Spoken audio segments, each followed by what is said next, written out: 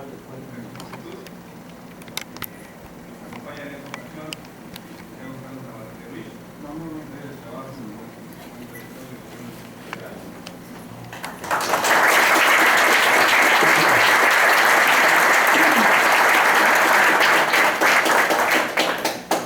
en el arquitecto Carlos Lázaro Sánchez Tapia, presidente del Consejo Ejecutivo del Estado de Métodos por el Partido de la Revolución Democrática.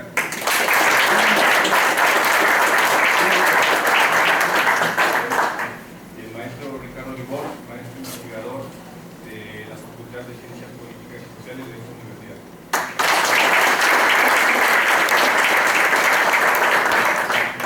Para dar continuidad a los trabajos de este encuentro, procederemos con las conferencias magistrales.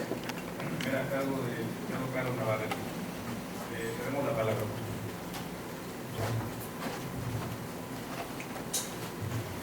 Yo creo que fue la tribuna.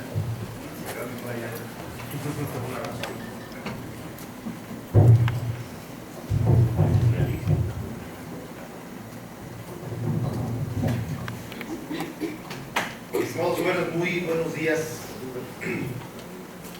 Es muy satisfactorio, se lo acabo de decir a un periodista que me entrevistó aquí afuera del auditorio, acudir a este encuentro con ustedes, acudir con jóvenes con vocación política, jóvenes con preocupaciones sociales, jóvenes que están en proceso de formación académica y de la vida también, que la formación no solamente es un solo campo de la actividad humana. Acudir a esta Facultad de Ciencias Políticas y con el maestro Ricardo agradecerle su anfitrionía en este lugar, en este Encuentro Nacional de Jóvenes por la Democracia, en esta universidad emblemática del centro de nuestro país, en donde tantos acontecimientos han ocurrido a lo largo de los últimos 200 años, desde la conspiración de principios del siglo XIX, que tuvo su vinculación luego con Guanajuato y posteriormente con Michoacán, hasta las jornadas intensas que constituyeron la esencia del Estado mexicano en el siglo XIX, a mediados del siglo, cuando se definió el carácter del Estado mexicano, cuando la disputa de dos proyectos de nación y dos visiones de país se enfrentaron no solamente en el terreno político, sino en el terreno militar. Y posteriormente una intervención que todavía sigue estando presente en el alma de los mexicanos como una de las grandes hazañas al haber existido la intervención de un país extranjero que invadió el territorio, cuya aventura culminó aquí. Y luego la construcción del México de finales del siglo XIX y el siglo XX. Jóvenes por la democracia, jóvenes y democracia. Democracia sin jóvenes o democracia con jóvenes. Jóvenes demócratas o jóvenes sin principios democráticos. Podemos hacer un juego con las dos palabras de muy diversas maneras. Y también, como suele pasar con conferencias de esta naturaleza, a veces el título puede dar para un seminario de 6 meses, evidentemente, o para una plática de media hora. Yo más bien quiero aprovechar esta oportunidad de verlos, de saludarlos, de hablar entre ustedes, porque a mis 58 años de edad me empieza a brotar la vocación de hablar con los jóvenes y de ayudar a formar las nuevas generaciones. Tal vez no pueda yo darles conferencias académicas, no lo soy. Tenemos magníficos académicos del país, en universidades públicas y privadas, que pueden darles seminarios, conferencias de muy diverso tipo, con un alto nivel académico. Yo lo que puedo aportar, y creo que debo aportar además como parte de lo que tengo que darle a mi país y a las nuevas generaciones, es testimonios de la experiencia política concreta.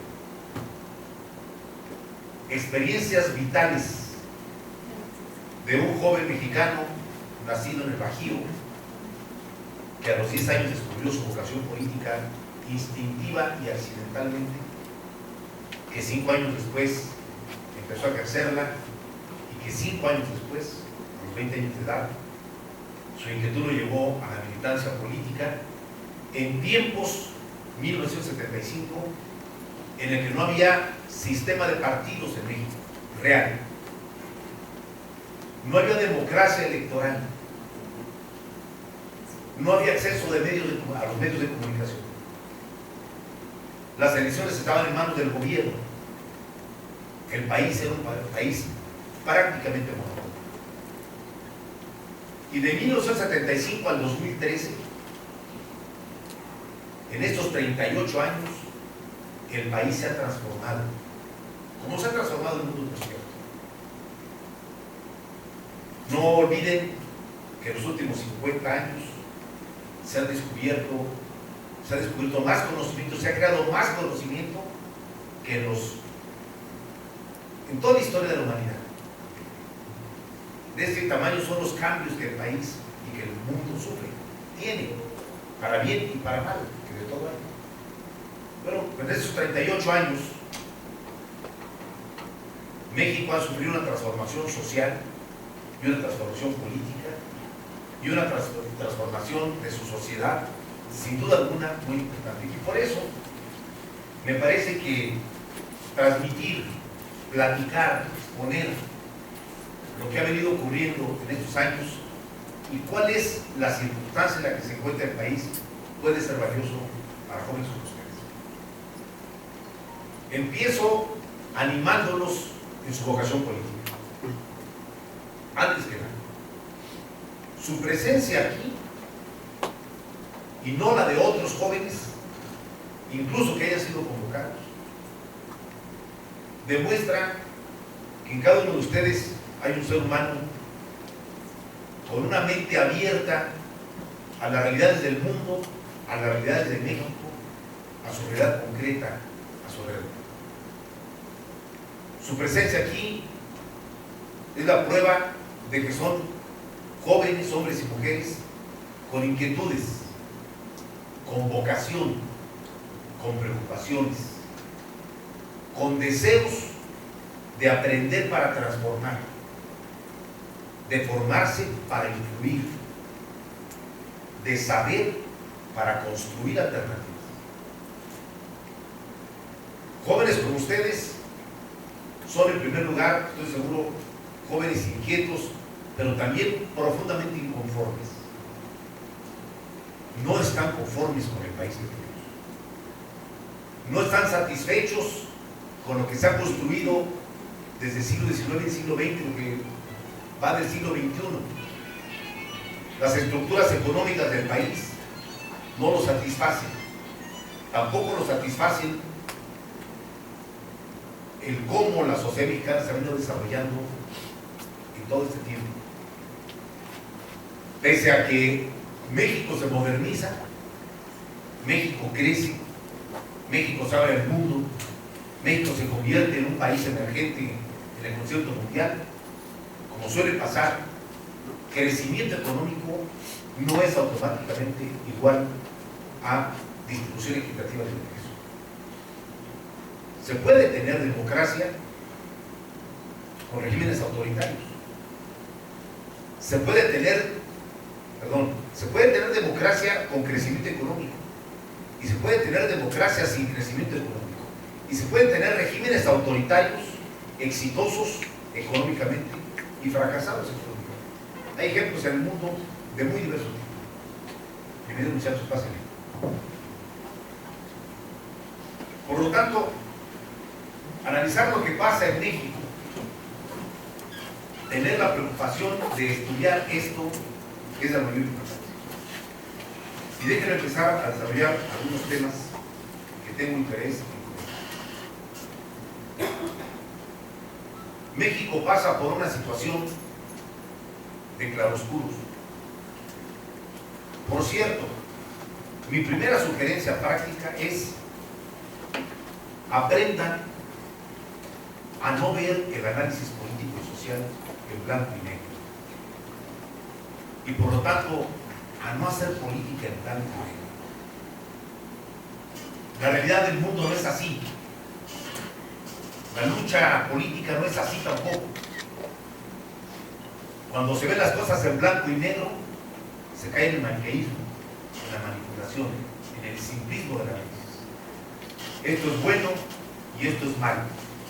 Yo tengo razón, el del frente no tiene razón. Todo lo que yo hago es correcto, lo que mi contrincante hace es incorrecto. No. La realidad del mundo y de nuestro país es de muchas tonalidades. México, y empiezo por los claros, es un país extraordinario. Es un país que hay que aprender a querer. Hay que conocer al país para quererlo.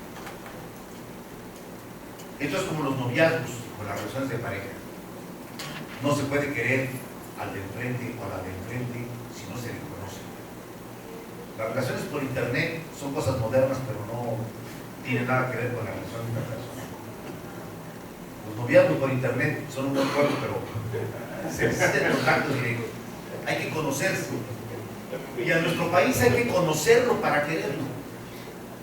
Hay que conocerlo en sus circunstancias geográficas, sociológicas, políticas, culturales, gastronómicas, musicales. Tenemos un país, jóvenes, hermosísimo, del que hay que estar orgullosos. Un país de contrastes de todo tipo. La vida nos va a llevar a recorrer el territorio nacional. Y ojalá que lo hagan, no por obligación, sino por gusto. Viajen, conozcan, hablen con la gente, saboreen el país, visualicen, pálpenlo, huélanlo. Recorrer Chiapas es una experiencia maravillosa, sin duda. Conocer el norte árido, las grandes planicies de Coahuila, de Tamaulipas, de Chihuahua, de Nuevo León, en donde no crece más que los matorrales, es una experiencia.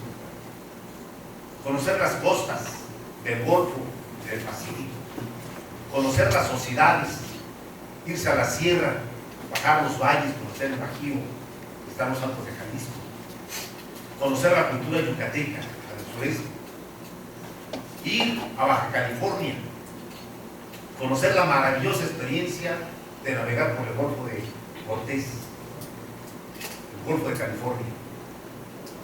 Va a recorrer el territorio de lado a lado, los va a hacer que conozcan su país, no solamente desde el punto de vista teórico de las cifras, que eso se conoce en el terreno académico, sino en el terreno práctico y directo. Aprender a qué huele la pobreza y saber cómo vive la opulencia, no en cifras de deciles, sino en la realidad concreta.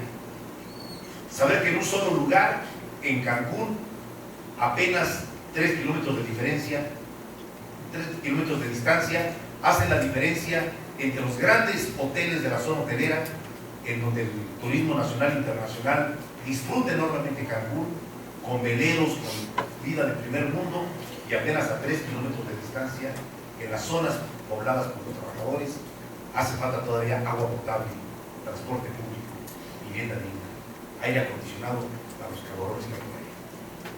Saber que ese contraste existe en nuestro país, tiene que vivirlo.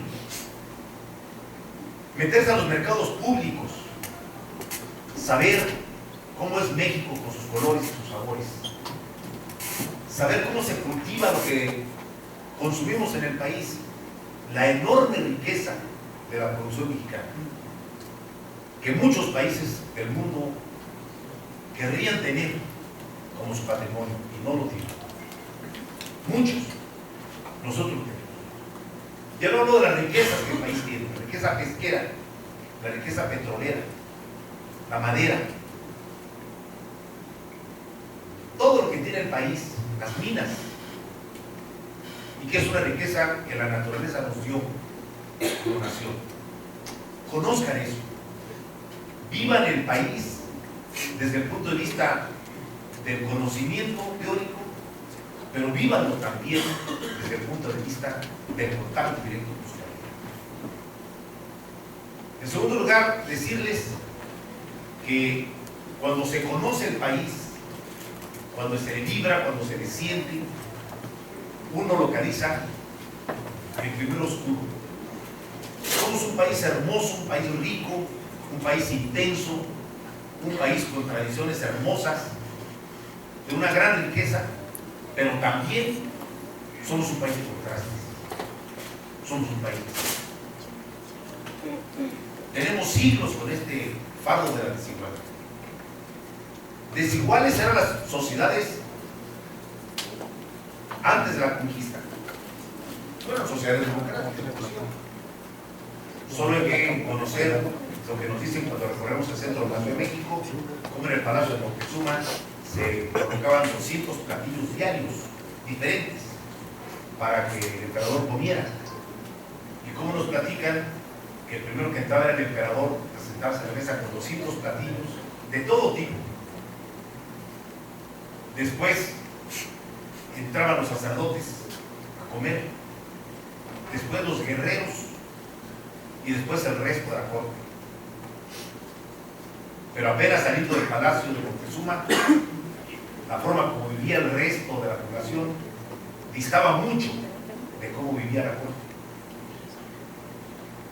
La sociedad de la colonia fue una sociedad profundamente desigual. Explotación de la mano de obra, aniquilamiento de la fuerza indígena, condiciones precarias de salud, de vivienda,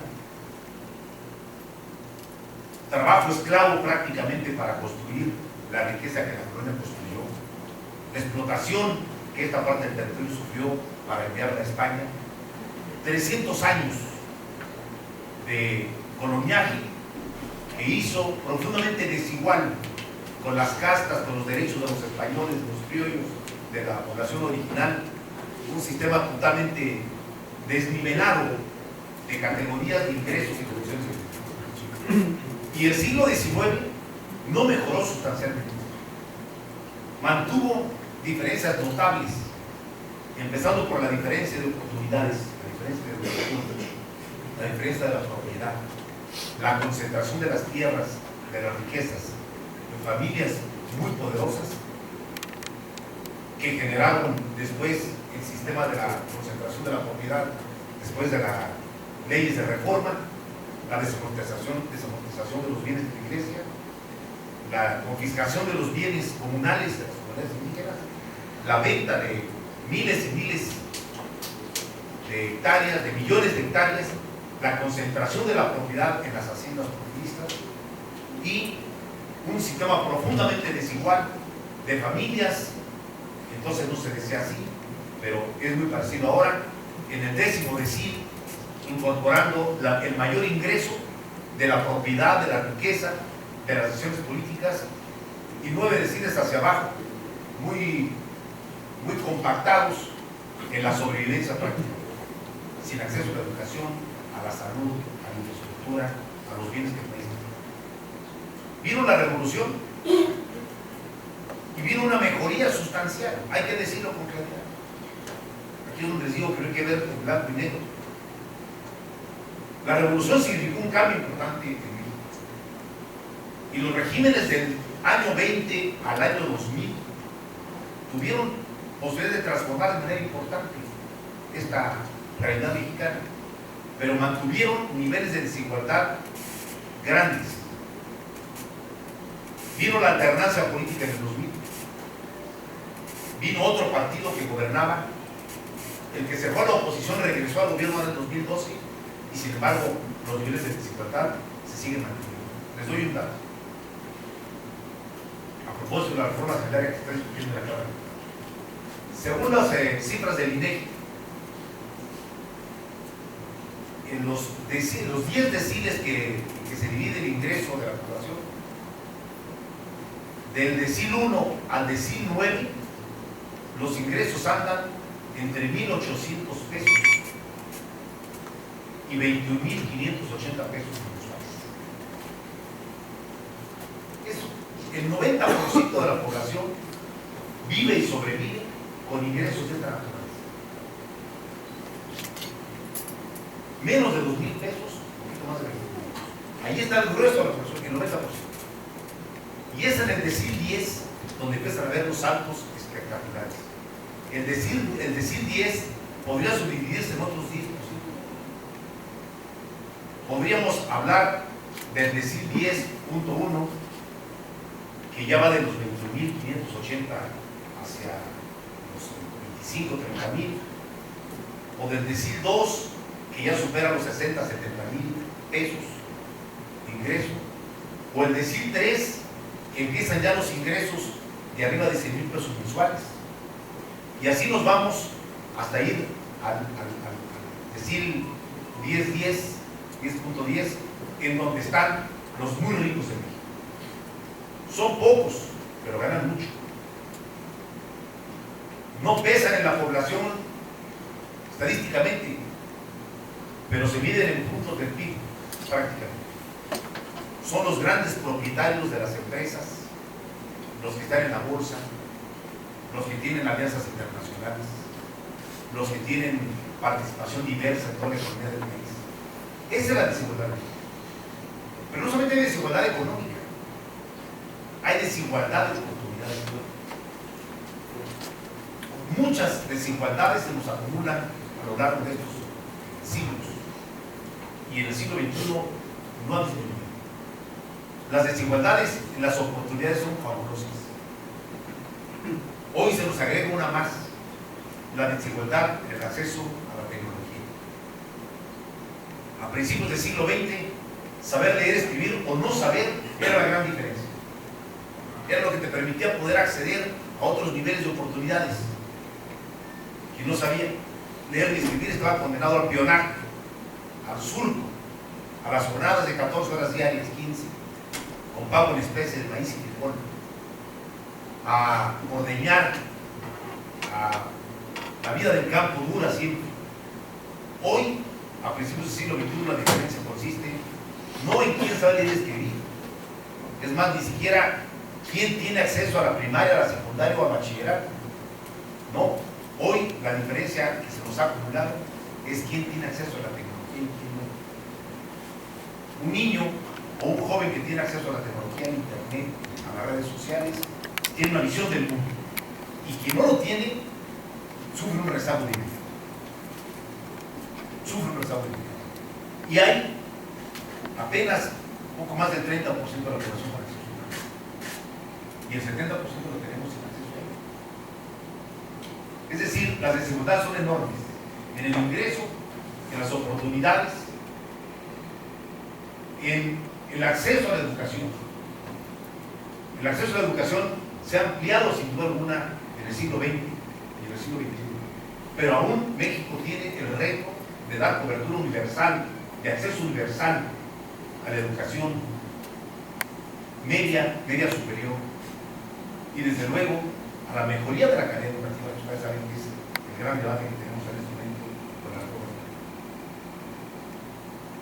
En el tema democrático, les decía al principio de esta plática que ustedes no conocieron el régimen unipartidista que tuvimos durante cerca de 60 años, por lo menos 60 años. Desde que la revolución culminó y se empezó a sentar el Estado mexicano moderno con la Constitución de 1917, empezó un proceso en donde los regímenes emanados de la revolución le dieron más énfasis al desarrollo económico que al desarrollo democrático. Recuerdo ahora, estoy reflexionando, que los generales de la revolución construyeron el régimen político a partir del año 20, más o menos, para acá. Se parecen un poco a los chinos. El régimen chino, que es un régimen autoritario en lo político y de libre mercado y capitalista económico. Bueno, pues guardando las diferencias, esta generación de los años 20 del siglo pasado para acá le dio mucho más énfasis al desarrollo de la infraestructura, de la educación, de la economía, de las oportunidades, pero sin que a la par creciera el sistema democrático. Era mucho mayor el énfasis en los temas de justicia que de democracia. con un sistema de partido hegemónico. El escritor Vargas Llosa lo calificó hace varios años como la dictadura perfecta, porque no era una dictadura sangrienta, militar, agresiva, conculcadora de libertades, sino era un sistema de partido hegemónico, que además tenía una característica: era un régimen de partido de Estado. Desde 1929 hasta el año 1997, en todo ese periodo había una fuerza política que ganaba todo. Bueno, dice que competía, pero no había competencia política. El PRI era un partido por el cual era el único acceso para llegar al ejercicio del poder. Imagínense nada más, se los digo porque ustedes están muy jóvenes y no conocieron esta etapa. En esa etapa, el presidente de la República era el jefe de Estado, por mandato constitucional, el jefe de gobierno, que así lo establece la Constitución, el jefe de las Fuerzas Armadas, que sigue siendo. Pero a partir de ahí, con sus facultades constitucionales, también tenía facultades constitucionales. Era el jefe del Congreso, porque él designaba candidatos a senadores y diputados. Y como todos eran de su partido prácticamente, el que el presidente no designaba no llegaba. Era jefe del Poder Judicial, porque él proponía a los ministros. Y él decidía los temas difíciles en la Corte. Era el jefe de los gobernadores, porque todos eran de su partido. Y la tradición era que él designaba a los candidatos a la mejor de cada estado. Y por si fuera, bueno, era jefe de los empresarios y de sus cámaras, porque los empresarios nacionales durante muchos años vivían solo de los contratos de gobierno. Quien no está bien con el presidente no tenía ningún éxito en los negocios. Era jefe de los medios de comunicación, porque tenía el control de la televisión, pequeña en aquel tiempo de influencia, de las estaciones de radio, y por si fuera poco, el gobierno dirigía la empresa que vendía papel a los periódicos y revistas. Es decir, quien no tenía papel de pizza no podía sacar un periódico. Entonces todos alineados por el presidente de su partido. Y ese presidente tenía en sus manos además una facultad última, casi de Dios, que era designar a sus sucesores. Era el máximo nivel de su poder. En el quinto año del sexenio, el presidente evaluaba y decía: este me va a suceder. La única limitante de ese sistema era que era un poder omnipotente, pero solo por 6 años. Cuando terminaba de ejercer la presidencia, el presidente pasaba a la oscuridad y emergía la nueva figura importante que era el nuevo presidente. Bueno, ese régimen no admitía la disidencia. La admitió desde 1939 con el Partido de Acción Nacional, que era un partido de intelectuales de derecha, de abogados destacados, y en los pueblos el Partido de Acción Nacional estaba conformado por boticarios, por gente de bien, modesta, sin grandes pretensiones. Y en la izquierda solamente había un partido, el Partido Popular Socialista, hace mucho que ya no existe, que dirigía un destacado intelectual marxista y siempre hablando por el lado. Y luego, como una concesión, le dieron un partido a los jubilados militares, a los generales que estaban jubilados y que querían hacer algo, y les dieron una especie de entretenimiento político con un partido que se llama el Partido Auténtico de la Revolución Mexicana. Ese es el régimen de partidos. No perdían un distrito, no perdían una gobernatura, no perdían nada, y el PRI tenía el control de las 2 cámaras, de las 31 gobernaturas. El jefe de gobierno se llamaba regente y lo ponía el presidente de la República. El poder judicial controlado, los medios también. Ese era el sistema. Y la izquierda mexicana empezó a existir en 1919, cuando se fundó el Partido Comunista de México. Posteriormente convirtió en Partido Comunista Mexicano. Era una fuerza política marginal, sin registro, sin cobertura legal. refugiado en los sindicatos, refugiado en grupos campesinos marginales y posteriormente refugiado en las universidades públicas y en los asentamientos humanos irregulares que surgieron a partir de los años 50, 60, la necesidad de vivienda. Eran tiempos en el que la militancia política era casi un apostolado. Eran tiempos en el que dedicarse a la militancia política, decidir por la militancia política de izquierda particularmente, eran riesgos, incertidumbre. No se veía futuro. Debo confesarles a ustedes que cuando yo empecé a militar en 1975, uno de mis argumentos que yo exponía en las asambleas, en los recorridos, en los ejidos, en las colonias donde me paraba, fíjense nada más qué diferencia. Yo les decía, los invito a que militen en un partido para que luchemos por la transformación de México, que nosotros no vamos a ver. Esto lo verán nuestros hijos y nuestros nietos, pero habremos sembrado la semilla nosotros. Es decir, yo no tenía la convicción de que un día íbamos a ganar algo. Parecía imposible. ¿Cómo ganar? ¿Cómo tener un partido registrado, legalizado? Eran tiempos que para hacer una asamblea en un jardín había que pedir permiso a la presidencia municipal y la presidencia empezó a decir no hay autorización, no se puede hacer. En donde pegar un cartel o repartir un volante sin autorización de municipal era motivo de faltas administrativas, de detenciones, multas, y hacer huelgas podían terminar en la cárcel. Ese era el mundo que nos tocó vivir en los últimos 25 años del siglo XX. Y sin embargo, algo ocurrió que empezó a fracturar el sistema de partido casi único, el partido hegemónico.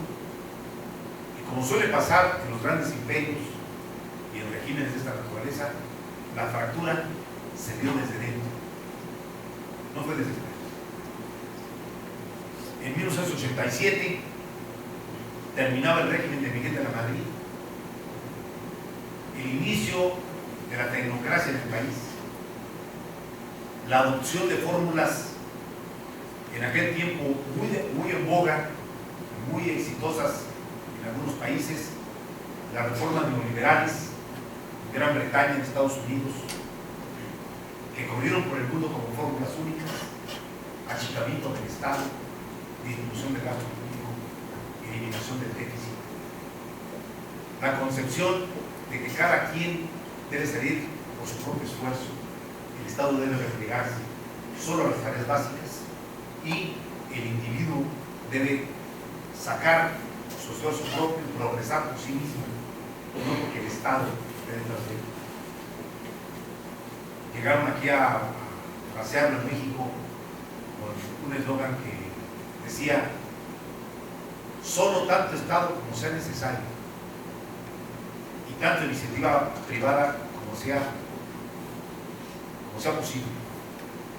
Todo lo que sea necesario. El Estado, pero achicado, Estado delegado, adelgazado, y un mercado bollante con la tesis principal neoliberal, que era la mano invisible del mercado va a equilibrar las cosas. Cuando las economías crecen, se genera riqueza, se empieza a ser una especie de espuma que desborda y entonces cae y repara. Por lo tanto, más mercado, menos Estado, con todo lo que eso significaba en los países como los nuestros. Esa era la tesis principal del neoliberalismo. Miguel de la Madrid, entre el 82 y el 88, aplicó severas medidas económicas. ¿Quién nació antes del 88 aquí? Levante la mano.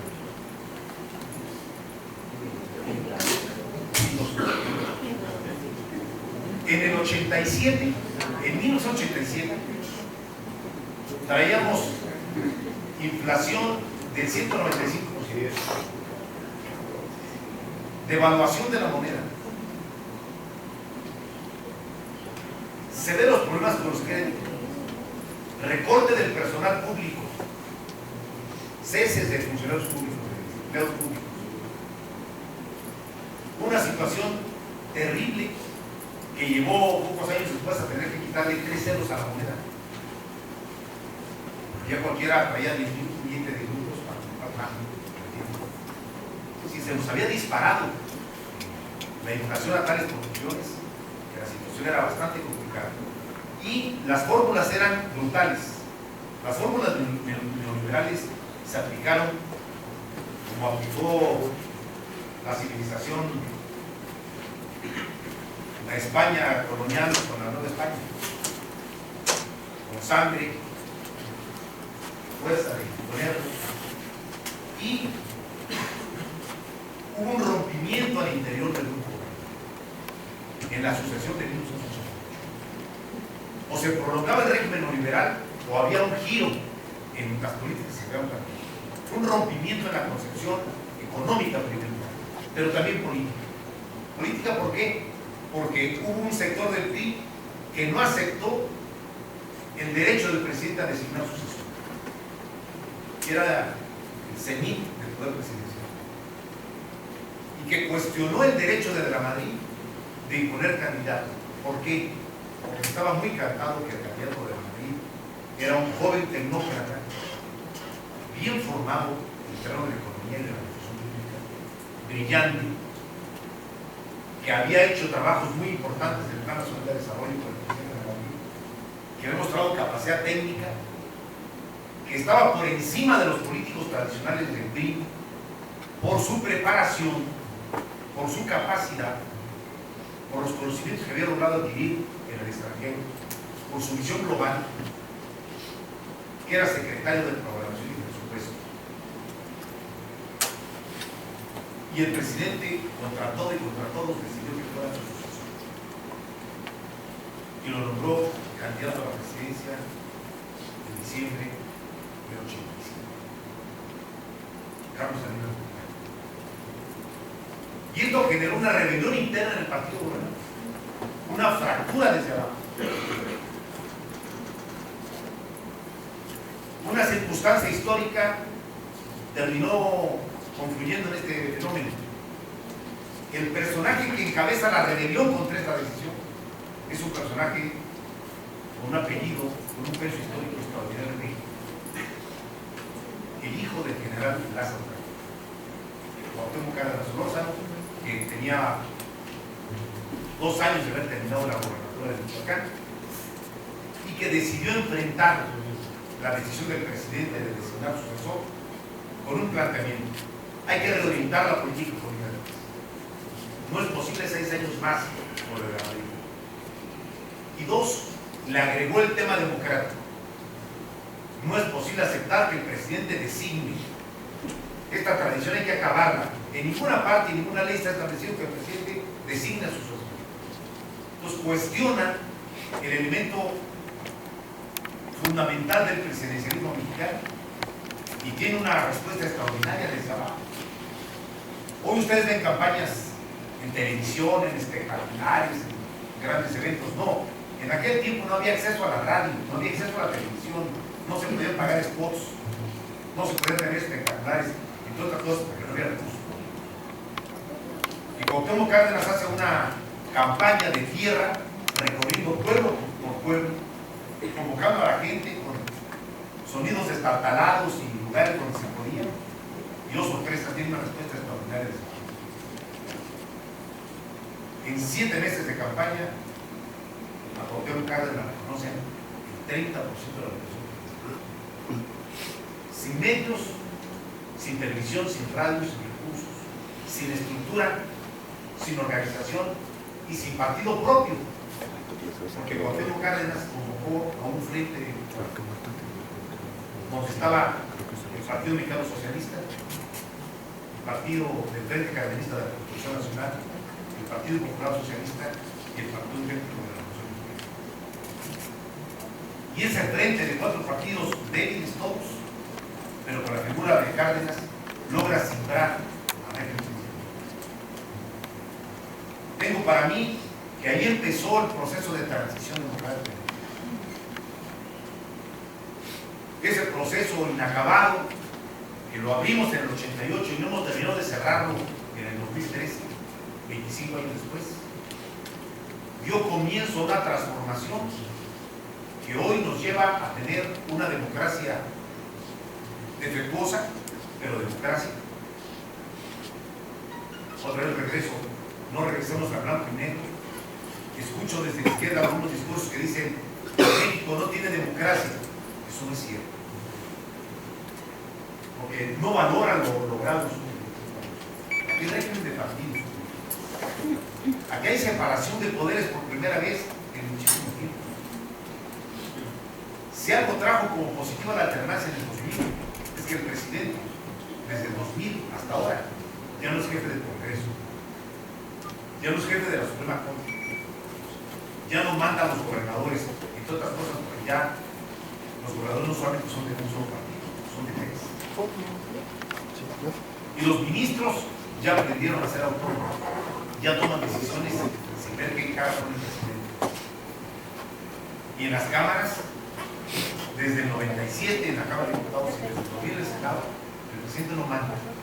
Es más, el presidente está sometido permanentemente al control del Congreso. No hay una sola iniciativa que el presidente haya mandado desde el 2000 para acá que se le haya aprobado íntegramente como antes. Hoy sobre modificaciones, hay negociaciones, se incorporan propuestas de modificadores. Todas las iniciativas del presidente se controlan. Hoy los medios de comunicación tienen una libertad como nunca la han tenido. Hoy nadie tiene que pedir permiso para expresar sus puntos de vista. Hoy se puede debatir en la radio, en la televisión y en la prensa todos los temas, incluyendo a la figura presidencial. Dejó de ser tabú hablar del presidente. Hoy se habla del presidente, de su familia, de sus hijos, de su patrimonio, de sus tonterías, de sus errores, de cuando se equivoca en general de los bravos. Se equivoca con frecuencia, Bueno, todo eso se puede hacer ahora sin que pase nada. Sin que pase nada. Eso es una transformación. Hoy los mexicanos tenemos libre derecho de asociarnos políticamente con quien queramos y como queramos. Hoy las elecciones no están en manos del gobierno, están en manos de un instituto electoral. Y estamos a punto de lograr, en unas semanas más, quitarle el control de las elecciones a los gobernadores. Porque hoy los gobernadores, todas las tendencias, por cierto, otra vez, estamos en blanco y negro, gobernadores del PRI, del PAN y del PRD, de los tres, tienen una tendencia natural a cooptar los órganos electorales locales. Bueno, pues la pretensión es crear el Instituto Nacional de Elecciones para que el IFE haga la elección presidencial, senadores, diputados, gobernadores, diputados locales y presidentes municipales. Una sola autoridad electoral y un solo tribunal electoral para acudir. Esas son transformaciones. Hoy el poder ya no es sacrosanto e inatacable. Y qué bueno, lo hemos logrado en 25 años. Hoy un diputado puede decirle hasta de lo que se va a morir, del presidente para abajo. Hoy los secretarios del gabinete sufren las comparecencias porque no están arregladas, no son peleas arregladas. Llegan y no saben cómo va a estar el tono de los diputados y de los senadores. Los increpan, los cuestionan, debaten con ellos, les exigen su renuncia cuando no cumplen. Y lo más importante, hoy tenemos una sociedad mucho más exigente y mucho más libre. Incluso en un tema controversial que yo voy a tocar, que es el tema de las manifestaciones. Hoy, si en la colonia San Juanico de Celaya el transporte público pasa por una área habitacional y el tráfico pesado está fracturando las paredes de los departamentos de interés social que hay ahí. Las señoras salen y bloquean la avenida hasta que no les arreglen el tema del transporte de salud. Sin organización ninguna naturaleza. Hoy, si en otra colonia no llega agua durante 15 días y no llegan las pipas, las señoras van con sus cubetas y se apropian del pozo más cercano para tomar el agua por vía propia. Ya no hay el temor que existía antes de decir, uy, llegó la policía, va a empezar a bloquear a todo el mundo, va a empezar a entregar a todo el mundo. La gente sabe que ha logrado un grado de libertad que no teníamos hace 25 años para expresarse, para manifestarse, para actuar sin consecuencias. Hoy el riesgo no está en la acción del Estado, está en la acción de la libertad. Hay que cuidarse más de los secuestradores, de los extorsionadores, de los asaltantes, de los narcomenudistas, de las bandas del crimen organizado, que de la acción del Estado en una acción represiva. Yo que conozco esto, miro con cierta comprensión cuando en las manifestaciones en la Ciudad de México salen los ganaderos a tratar de impedir que se bloqueen las avenidas grandes y el grito es régimen autoritario y represivo que limita las libertades. No saben lo que están hablando nosotros. No saben lo que están hablando. Por cierto, toco un tema polémico. Yo soy partidario de informar las manifestaciones. Y lo soy desde un punto de vista de ampliar las libertades, no de limitarlas. De ampliar las libertades. Soy un convencido de que tenemos que seguir ampliando las libertades en México. Por eso soy contrario a cualquier régimen autoritario, de cualquier signo, hasta de izquierda incluso. Una sociedad como la mexicana debe tener más libertad, más libertades específicas y colectivas, para actuar, para organizarse, para hablar, para influir, para conducir, no menos. Y cuando una manifestación con toda la legitimidad sale a las calles y bloquea avenidas principales, está limitando la libertad de otros más que no pueden movilizarse. Hay una contradicción constitucional y no hay preponderancia de una sobre otra. Las dos son libertades constitucionales. Hay libertad de manifestación, hay libertad para expresar los puntos de vista. Eso es lo que consagra la Constitución y hay que mantenerlo. Y hay libertad para salir a las calles y expresar puntos de vista, sí. Pero al mismo tiempo y en el mismo rango está la libertad de tránsito de los ciudadanos, que no nos lo puede limitar ni el Estado ni otro ciudadano. Porque entonces, si lo aceptamos, un derecho atropella al otro. Y hay que considerar las dos cosas. Y es posible hacerlo. Lo he visto en muchos países. En muchos países. Suelo contar una anécdota que me ocurrió en Santiago de Chile hace varios años.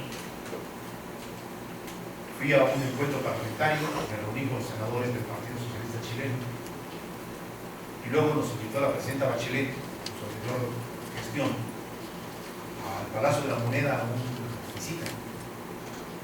Era a las 6 de la tarde, pues a las 5 me vi con los senadores socialistas en una avenida principal de Santiago, 4 cuadras del Palacio de la Moneda, y estábamos en una terracita afuera en la acera tomando un café cuando vimos venir una manifestación de no más de 300 personas.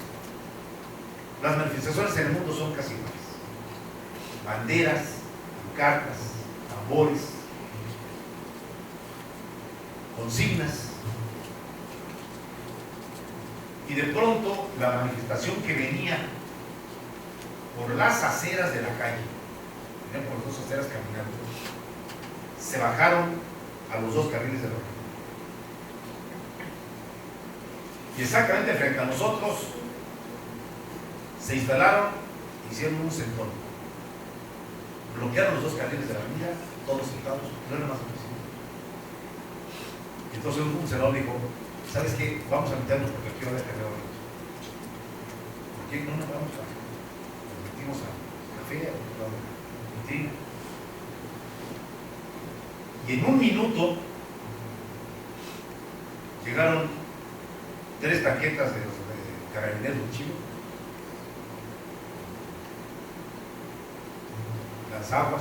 lanzagua, cañones lanzados, y con un sonido les dijeron: señores, tienen 3 minutos para desalojar la avenida, no está permitido bloquear la avenida, regresen a las aceras, sigan caminando por las aceras. 3 minutos. Al minuto otra vez, a los 2 minutos otra vez. Y a los 3 minutos cronometrados entraron 3 tanquetas y abrieron la calle con chorros de agua. Yo lo estaba viendo como en la vitrina ahí enfrente. Y dijo: oigan, ¿esto está permitido aquí? Pues sí, es la regla. Un gobierno socialista, con la presidenta Bachelet del Partido Socialista Chileno gobernando. Esa es la norma. Todos la acatamos, todos la decidimos, todos la acatamos. Se puede transitar por el centro de Santiago, pero por las aceras, no por las avenidas. Hay 3 lugares donde pueden llegar las manifestaciones a concentrarse, pero no se puede bloquear porque tenemos un serio problema de contaminación ambiental. Y cuando se bloquea el tránsito, suben los niveles de contaminación ambiental. Entonces hay un acuerdo que lo hizo la oposición y el gobierno, lo pactamos. Y todo el mundo sabe que cuando se rompe, lo que ocurre es esto. Me quedé pensando. Hoy tenemos el gran tema de las manifestaciones. ¿Cómo lograr? Necesitamos respetar. Es mi punto de vista. Necesitamos darle certidumbre a los ciudadanos mexicanos que con todo derecho constitucional quieren manifestar sus puntos de vista y protestar, pero al mismo tiempo tenemos que proteger el derecho constitucional de los demás, de los otros, a trasladarse a sus centros de trabajo, a sus casas, a sus compromisos, sin que los 2 derechos constitucionales